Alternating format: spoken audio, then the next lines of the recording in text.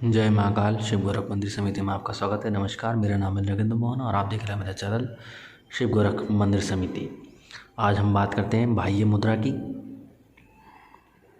जो बहुत महत्वपूर्ण है, दिव्य है। ये 3 मुद्राओं का कॉम्बिनेशन है।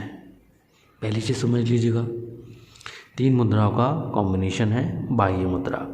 किस तरीके से हम करते हैं ये पूरा समझिए इस वीडियो में।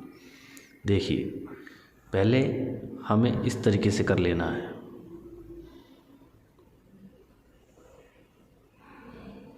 ठीक है, पहले हमें इस तरीके से कर लेना है। जब हम इस तरीके से करेंगे तब हमें ध्यान करना है अपने दोनों नेत्रों का।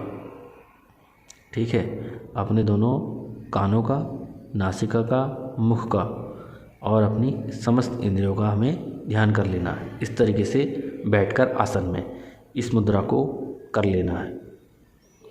लगभग 10 सेकंड से लेकर के 1 मिनट 20 सेकंड तक, अर्थात 80 सेकंड तक इस मुद्रा में रहना है। इस मुद्रा में रहने के बाद में आपको धीरे से ये कुछ इस तरीके से कर लेना है। देखिएगा, यहाँ ऐसे करके, यहाँ ऐसे करके और यहाँ इस तरीके से। ठीक है, खोल देना है। ये दोनों जो आकाश की मुद्रा है इनको फ्री कर देना है। देखिएगा, ये फ्री कर देना है इस तरीके से। यहाँ पर भी लगभग 80 से 120 सेकंड तक आपको ये मुद्रा इस तरीके से, इसी मुद्रा में रह लेना है। यहाँ पर आपको अपने हाथों की उंगलियों का, अपने पिंडलियों का, अपने कूलों की हड्डियों का, इनका सबका ध्यान कर लेना है। मतलब पूरे शरीर का ध्यान कर लेना है। समस्त शरीर का ध्यान इसमें कर लेना है।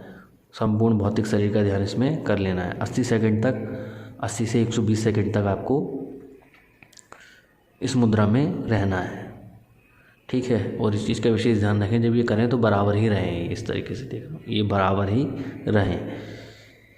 जब आप इस मुद्रा को कर लेंगे तब आपको कुछ नहीं करना है। समझ गए आप? इस तरीके से हो जाइए। यहाँ इस तरीके से नमस्कार वाली स्थिति बना करके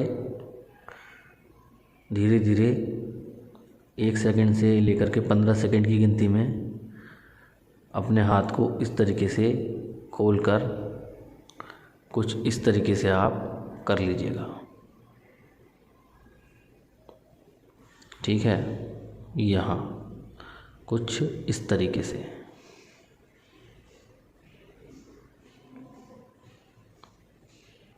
तीन मुद्राओं का कॉम्बिनेशन है ये मुद्रा। 3 मुद्रा लगा करके आपको ये मुद्रा कर लेनी है। इस मुद्रा से अच्छा बेनिफिट आपको होना है। साथ में आपका 3 चक्रों का प्रतीक भी है। आपकी नाड़ियाँ, आपका शरीर, आपकी इंद्रियाँ, आपके विचार, आपके जो भी आप अपने जीवन में कर रहे हैं उसका बहुत सारा प्रभाव आपके जीवन में पड़ेगा। इस मुद्रा से आप शांत और एकाग्र की स्थिति में आ जाएंगे।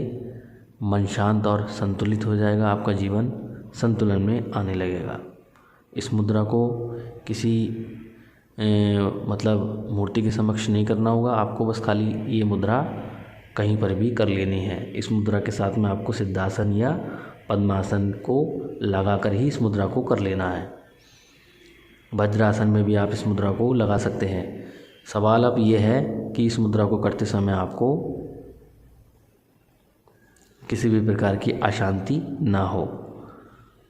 क्रोध में आकर के मुद्रा ना लगाएं, कलेश में आकर के कोई भी मुद्रा ना लगाएं, अन्यथा आपको उसका गलत परिणाम का सामना ही करना पड़ेगा। आपको अगर अपने जीवन को शांत और स्वच्छ रखना है तब आपको मुद्रा भी शांतिपूर्वक लगानी होगी। मुद्रा लगाने से आपका जीवन सुचारू रूप से संतुलन में आता है, अच्छा चलता है और नए नए ज्ञान की आपको प्राप्ति होती रहती है। तो एक बार और देख लेते हैं ये मुद्रा किस तरीके से करनी होगी हमें। प्रथम चरण में हमें इस तरीके से कर लेना है, ठीक है। पहले चरण में हमें इस तरीके से कर लेना है, दूसरे चरण में कुछ हमें इस तरीके से कर लेना है, देखिएगा। और पहले चरण में इस तरीके से कर लेना है, ठीक है। दूसरे चरण में हमें इस तरीके से कर लेना है,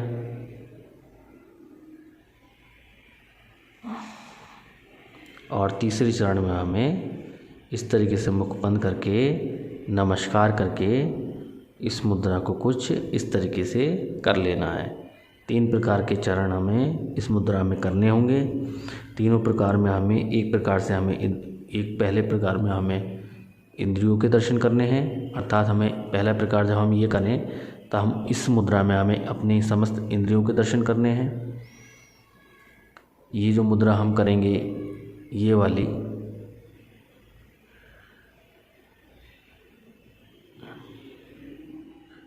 इसमें हमें जो है अपने शरीर के दर्शन करने हैं, पूरे शरीर के।